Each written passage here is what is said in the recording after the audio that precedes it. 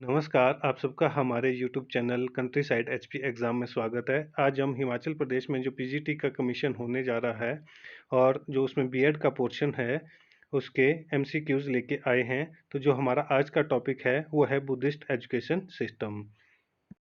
तो चलिए वीडियो को शुरू करते हैं। हमारा पहला प्रश्न है, बौद्ध काल में शिक्षा कहाँ दी जाती थी? ए परिवार में, बी मदरसे में, सी गुरुकुल में, डी बौद्ध मठ व विहार में। तो इसका सही आंसर होगा ऑप्शन डी, बौद्ध मठ व विहार में। जो बौद्ध काल था, बौद्ध काल में जो शिक्षा दी जाती थी वो कहाँ पर दी जाती थी? वो बौद्ध मठ व बौद्ध विहार में दी जाती थी। हमारा अगला क्वेश्चन है, बौद्ध काल में शिक्षा का नियंत्रण किसके हाथ में था? जो बुद्धिस्ट एजुकेशन सिस्टम था उस समय शिक्षा का नियंत्रण किसके हाथ में था?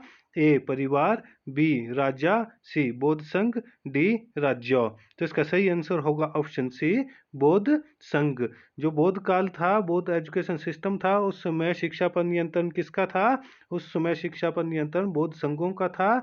जबकि जो हमारा वैदिक एजुकेशन सिस्टम था, वैदिक एजुकेशन सिस्टम में किसके हाथ में था? गुरु के हाथ में था, गुरु के व्यक्तिगत। जो मेरी प्रीवियस वीडियो है मैंने वहाँ पे आपको बताया था वैदिक एजुकेशन सिस्टम में कि जो वैदिक एजुकेशन सिस्टम में शिक्षा पर नियंत्रण किसका था?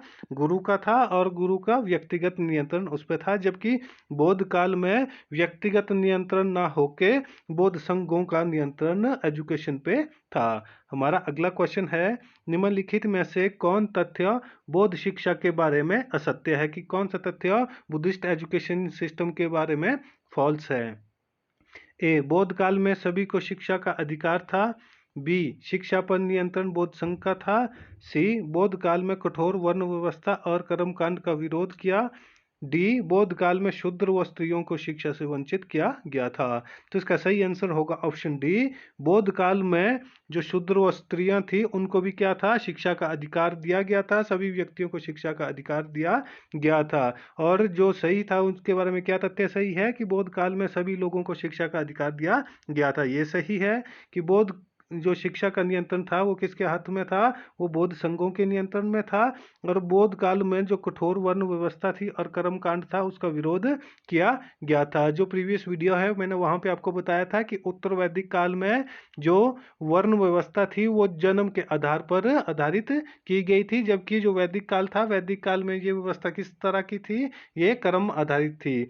और इसी का विरोध किसने किया था? महात्मा बुद्ध ने इस चीज का विरोध किया था कि जो वर्ण व्यवस्था है, उन्होंने वर्ण व्यवस्था का विरोध किया था। और जो हिंदू धर्म में जिस प्रकार के कर्म कांड किए जाते थे उसका भी उन्होंने विरोध किया था। और उन्होंने कहा था कि सभी व्यक्तियों को शिक्षा का अधिकार दिया जाना चाहिए, और उन्होंने सभी के लिए शिक्षा के द्वार खोले थे।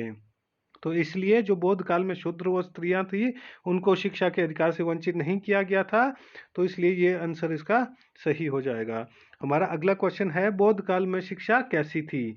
ए प्राथमिक शिक्षा निशुल्क, बी उच्च शिक्षा सशुल्क, सी प्राथमिक शिक्षा निशुल्क व उच्च शिक्षा सशुल्क, डी प्राथमिक व उच्च दोनों निशुल्क। तो इसका सही आंसर हो जाएगा ऑप्शन सी, प्राथमिक शिक्षा निशुल्क थी। जबकि जो उच्च शिक्षा थी वो कैसी थी? उसके लिए उनसे क्या शुल्क लिया जाता था। जबकि जो वैदिक टाइम पीरियड है, जो वैदिक काल है, वैदिक काल में चाहे प्राथमिक शिक्षा हो या उच्च शिक्षा हो, वो कैसी थी? वो निशुल्क थी। जबकि बौद्धिक जो बौद्धिक काल था, जो बुद्ध का काल था, उस समय की जो प्राथमिक शिक्षा थी उससे किसी भी प्रकार का जो निशुल्क नहीं लिया जाता था, किसी भी प्रकार से शुल्क नहीं लिया जाता था। जबकि जो उच्च शिक्षा थी, उच्च शिक्षा के लिए उनसे शुल्क लिया जाता था। ये क्वेश्चन भी बन सकता है कि जो कंपैरिजन कर सकते हैं वैदिक काल और बौद्ध काल का। हमारा अगला क्वेश्चन है, बौद्ध शिक्षा प्रणाली में शिक्षा को कितने स्तरों में बांटा गया था? जो बुद्धिस्ट एजुकेशन सिस्टम था जो उसको कितने स्तरों में बांटा गया था? ए 2, बी 3, सी 4, डी 5। तो इसका सही आंसर होगा ऑप्शन बी 3। जो बौद्धिक एजुकेशन सिस्टम था उसको कितने स्तरों में बांटा गया था? उसको 3 स्तरों में बांटा गया था। पहला स्तर था प्राथमिक शिक्षा, प्राथमिक शिक्षा, और जो दूसरा स्तर था वो था उच्च शिक्षा, और जो उसका जो तीसरा स्तर था वो था भिक्षु शिक्षा। तो इस तरह से जो बुद्धिस्ट एजुकेशन सिस्टम था उसमें जो शिक्षा को कितने स्तरों में बांटा गया था, उसमें शिक्षा को 3 स्तरों में बांटा गया था। जो पहला स्तर था वो था प्राथमिक शिक्षा, और दूसरा स्तर था उच्च शिक्षा, और जो तीसरा स्तर था वो था भिक्षु शिक्षा का। जबकि जो वैदिक टाइम पीरियड था, वैदिक टाइम पीरियड में शिक्षा को कितने भागों में बांटा गया था या कितने स्तरों में बांटा गया था, तो उस समय जो शिक्षा को 2 स्तरों में ही बांटा गया था, उच्च शिक्षा और प्राथमिक शिक्षा। जबकि बुद्धिस्ट एजुकेशन सिस्टम में इसको 3 स्तरों में बांटा गया था। हमारा अगला क्वेश्चन है, प्राथमिक शिक्षा कितने वर्ष की आयु में शुरू होती थी? जो प्राथमिक शिक्षा होती थी वो कितनी वर्ष की आयु में शुरू होती थी? ए 5, बी 6, सी 7, डी 8। तो इसका सही आंसर होगा ऑप्शन बी 6 वर्ष। जो प्राथमिक शिक्षा थी वो कितने वर्ष की आयु में शुरू होती थी? वो 6 वर्ष की आयु में शुरू होती थी। जबकि जो वैदिक काल था, वैदिक काल में जो शिक्षा कितने जो प्रारंभिक शिक्षा होती थी वो कितने वर्ष की आयु में शुरू होती थी? वो 5 वर्ष की आयु में शुरू होती थी। जबकि जो बुद्धिस्ट एजुकेशन सिस्टम था उसमें जो प्राथमिक शिक्षा है वो 6 वर्ष की आयु में शुरू होती थी। हमारा अगला क्वेश्चन है, प्राथमिक शिक्षा कब से कब तक चलती थी? ये तो हमें पता है कि वो कितने 6 वर्ष की आयु से शुरू होती थी और कब तक चलती थी। ए 6 से 12 वर्ष, बी 6 से 10 वर्ष, सी 6 से 8 वर्ष, डी 6 से 14 वर्ष। तो इसका सही आंसर होगा ऑप्शन ए 6 से 12 वर्ष। जो प्राथमिक शिक्षा थी वो कितने वर्ष से कितने वर्ष तक चलती थी? वो 6 से 8 वर्ष तक चलती थी, सॉरी 6 से 12 वर्ष तक चलती थी। कौन से काल में? बौद्ध काल में। कौन से काल में? बौद्ध काल में। जबकि जो वैदिक काल था, वैदिक काल में जो प्रारंभिक शिक्षा थी वो कब से कब तक चलती थी? वो 5 वर्ष से 8 वर्ष या 12 वर्ष की आयु तक चलती थी। क्योंकि उस समय जो व्यवस्था थी वो वर्ण के आधार पर थी, तो वो जो शिक्षा थी वो 8 से 12 वर्ष के बीच में चलती थी। हमारा अगला क्वेश्चन है, बौद्ध काल में प्राथमिक शिक्षा के समय कौन सा संस्कार किया जाता था? जो बौद्ध काल था उसमें जो प्रारंभिक शिक्षा दी जाती थी उस समय एक संस्कार किया जाता था। वो कौन सा संस्कार था? ए विद्या आरंभ संस्कार, बी समावर्तन संस्कार, सी उपनयन संस्कार, डी पबजा संस्कार। तो इसका सही आंसर होगा ऑप्शन डी पबजा संस्कार। जो बौद्ध काल था, बौद्ध काल में जो प्राथमिक शिक्षा दी जाती थी उस समय कौन सा संस्कार किया जाता था? उस समय पबजा संस्कार किया जाता था। जबकि जो वैदिक काल था, वैदिक काल में जो प्रारंभिक शिक्षा थी वो कहाँ दी जाती थी? वो परिवार में दी जाती थी। तो उस समय कौन सा संस्कार किया जाता था? उस समय विद्या आरंभ संस्कार किया जाता था। और जब शिक्षा समाप्त हो जाती थी तो उस समय कौन सा संस्कार होता था? उस समय समावर्तन समारोह किया जाता था। और जब वैदिक टाइम पीरियड में गुरुकुल की जो शिक्षा शुरू होती थी या उच्च शिक्षा जो शुरू होती थी, जो गुरुकुल में दी जाती थी, उस समय उपनयन संस्कार किया जाता था। जबकि बौद्धिक काल में जो प्रारंभिक शिक्षा या प्राथमिक शिक्षा शुरू होती थी उस समय कौन सा संस्कार किया जाता था? उस समय पबजा संस्कार किया जाता था। हमारा अगला क्वेश्चन है, पबजा का क्या अर्थ है? कि जो पबजा संस्कार है उसका क्या अर्थ है? ए विद्या प्राप्त करना, बी विद्या ग्रहण शुरू करना, सी बाहर जाना, डी विद्या के लिए तैयार होना। तो इसका सही आंसर होगा ऑप्शन सी बाहर जाना। जो पबजा है, पबजा का अर्थ क्या होता है? बाहर जाना। जो उस समय की शिक्षा होती थी, जो बुद्धिस्ट एजुकेशन सिस्टम था, वो कहाँ पे होता था? वो बौद्ध मठ और विहारों में, बौद्ध मठ व विहारों में किया जाता था। जबकि वो कहाँ से? घर को त्याग कर। जब घर को त्याग कर आप घर से बाहर जाते थे तो उसको क्या कहा जाता था? उस समय जो पबजा संस्कार किया जाता था उसका मतलब बाहर जाना होता था, शिक्षा के लिए घर को छोड़कर बाहर जाना। हमारा अगला क्वेश्चन है, बौद्ध काल में प्राथमिक शिक्षा शुरू करने से पहले कितने उपदेश दिए जाते थे? जो बुद्धिस्ट एजुकेशन सिस्टम था उस समय जब प्राथमिक शिक्षा दी जाती थी तो प्राथमिक शिक्षा देने से पहले उनको उपदेश दिए जाते थे, जिनका उनको क्या करना होता था? पालन करना होता था, उनको पालन करना होता था। तो ए 10, बी 12, सी 14, डी 15। तो इसका सही आंसर होगा ऑप्शन ए 10। बौद्ध काल में जो प्रारंभिक शिक्षा या प्राथमिक शिक्षा शुरू होती थी उससे पहले कितने उपदेश दिए जाते थे? उससे पहले 10 उपदेश दिए जाते थे। और वो उपदेश किसको दिए जाते थे? जो बालक होते थे, जो उस समय शिक्षा ग्रहण करने के लिए बौद्ध मठों और विहारों में जाते थे। तो उनको क्या किया जाता था? उनको 10 जो क्या किए जाते थे? उपदेश दिए जाते थे। और जो वो 10 उपदेश दिए जाते थे उसे क्या कहा जाता था? उसे 10 सिखानी, 10 सिखा पदानी, भी कहा जाता है। ये भी क्वेश्चन बन सकता है कि जो 10 उपदेश दिए जाते थे उसे क्या कहा जाता था, तो उसे 10 शिखापदानी कहा जाता था। हमारा अगला क्वेश्चन है, बौद्ध काल में प्राथमिक शिक्षा के समय बालक को क्या कहा जाता था। जो बुद्धिस्ट एजुकेशन सिस्टम था उस समय जब प्रारंभिक शिक्षा शुरू होती थी तो जो बालक होता था, जो बच्चा होता था, उसे किस नाम से या क्या कहा जाता था। ए श्रमण, बी सामेनर, सी विद्यार्थी, डी श्रमण और व सामेनार। तो इसका सही आंसर होगा ऑप्शन डी, श्रमण व सामेनर। श्रमण और सामेनर किसको कहा जाता था, जो समय प्रारंभिक शिक्षा प्राप्त करने के लिए जो बालक आता था उसे श्रमण व सामेनर कहा जाता था। ये क्वेश्चन भी बन सकता है। यहाँ पे जैसे दिया हुआ था श्रमण, सामेनर, विद्यार्थी व श्रमण व सामेनर। यदि किसी को एक ही पता होगा तो या वो यहाँ पे या तो ए करके आएगा या तो बी करके आएगा। यदि इस तरह से ऑप्शन दिया जाएगा श्रमणर व सामेनर दोनों का, तो उसका सही आंसर हो जाएगा ऑप्शन डी, श्रमण व सामेनर।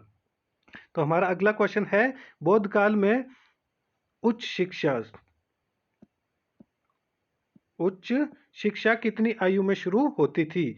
ए 10 वर्ष, बी 12 वर्ष, सी 14 वर्ष, डी 15 वर्ष। तो इसका सही आंसर होगा ऑप्शन बी, 12 वर्ष की आयु में। जो बौद्ध काल था, बौद्ध काल में जो उच्च शिक्षा थी वो कितने वर्ष की आयु में शुरू होती थी, वो 12 वर्ष की आयु में शुरू होती थी। जबकि जो प्राथमिक शिक्षा थी वो 6 से 12 वर्ष के बीच में चलती थी, जो मैंने अभी थोड़ी देर पहले भी आपको बताया था। और उसी समय जो बालक होते थे, जो सामेनर व श्रमण होते थे, उनकी शिक्षा कितने 12 वर्ष से उच्च शिक्षा शुरू हो जाती थी। हमारा अगला क्वेश्चन है, बौद्ध काल में उच्च शिक्षा कब तक चलती थी, कब से कब तक चलती थी। जो पहले चलती थी कितने 12 वर्ष से शुरू हो जाती थी और कब तक चलती रहती थी। 15 से 18 वर्ष की आयु तक, बी 18 से 20 वर्ष की आयु तक, सी 20 से 22 वर्ष की आयु तक, डी 20 से 25 वर्ष की आयु तक। तो इसका सही आंसर होगा ऑप्शन डी, 20 से 25 वर्ष की आयु तक। जो बौद्ध काल था, बौद्ध काल में जो उच्च शिक्षा दी जाती थी वो कितने वर्ष की आयु में शुरू होती थी, वो 12 वर्ष की आयु में शुरू होती थी और कब तक चलती थी, 20 से 25 वर्ष की आयु तक वो चलती थी। हमारा अगला क्वेश्चन है, भिक्षु शिक्षा जो शिक्षा का तीसरा स्तर था बुद्धिस्ट एजुकेशन सिस्टम में, जो भिक्षु शिक्षा के समय कौन सा संस्कार किया जाता था। उस समय जो प्रारंभिक शिक्षा के समय कौन सा संस्कार किया जाता था, पबजा संस्कार किया जाता था। और भिक्षु शिक्षा के समय कौन सा संस्कार किया जाता था, ए पबजा, बी उपनयन, सी उपसंपदा, डी विद्या आरंभ। तो इसका सही आंसर होगा ऑप्शन सी, उपसंपदा संस्कार। जो उपसंपदा संस्कार है ये भिक्षु शिक्षा के समय शुरू किया जाता था। जबकि जो प्रारंभिक शिक्षा के समय, जो प्राथमिक शिक्षा जो बौद्धों के समय में शुरू होती थी, उस समय पबजा संस्कार किया जाता था। और उपनयन संस्कार जब उच्च शिक्षा दी जाती थी, कब, वैदिक टाइम पीरियड में। वैदिक टाइम पीरियड में जब उच्च शिक्षा दी जाती थी उसमें उपनयन संस्कार किया जाता था। और वैदिक टाइम पीरियड में जब प्राथमिक शिक्षा शुरू होती थी तो कौन सा संस्कार किया जाता था, विद्या आरंभ संस्कार किया जाता था। और भिक्षु शिक्षा के समय उपसंपदा संस्कार किया जाता था। हमारा अगला क्वेश्चन है, भिक्षु शिक्षा के समय कितनी प्रतिज्ञाएं लेनी होती थी। जैसे हमने पढ़ा था कि जब बौद्धिक एजुकेशन सिस्टम में प्रारंभिक शिक्षा शुरू होती थी तो कितने 10 नियमों का पालन करना होता था, 10 प्रतिज्ञाएं लेनी होती थी, जिसे 10 शिखापदानी भी कहते थे। परंतु जब भिक्षु शिक्षा, जब शिक्षा के तीसरे स्तर पर आप पहुंचते थे तो उस समय भी प्रतिज्ञाएं लेनी होती थी। तो वो कितनी प्रतिज्ञाएं थी, ए 5, बी 6, सी 7, डी 8। इसका सही आंसर होगा ऑप्शन डी, 8 प्रतिज्ञाएं। जो प्रारंभिक शिक्षा होती थी उस समय 10 प्रतिज्ञाएं ली जाती थी और बाद में उसके साथ साथ 8 प्रतिज्ञाएं और ली जाती थी जब भिक्षु शिक्षा प्रारंभ होती थी। हमारा अगला क्वेश्चन है, भिक्षु शिक्षा कितने वर्ष तक चलती थी। जो भिक्षु शिक्षा थी, शिक्षा का तीसरा स्तर था, वो कितने वर्षों तक चलती थी। ए 6 वर्ष, बी 8 वर्ष, सी 10 वर्ष, डी 12 वर्ष। तो इसका सही आंसर होगा ऑप्शन बी, 8 वर्ष। जो भिक्षु शिक्षा थी वो कितने वर्ष तक चलती थी, वो 8 वर्ष तक चलती थी। और जो प्रारंभिक शिक्षा थी वो कितने से 6 से 12 वर्ष तक चलती थी।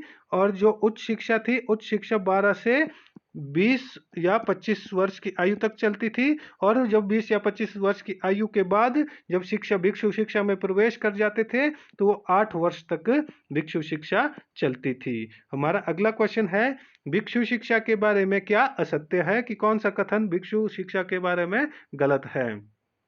ए, भिक्षु शिक्षा में उपसंपदा संस्कार किया जाता था। बी, भिक्षु को अपने गुरु का चुनाव करने का अधिकार था। सी, उनकी शिक्षा 10 वर्ष तक चलती थी। डी, इन्हें आजीवन अविवाहित रहना होता था।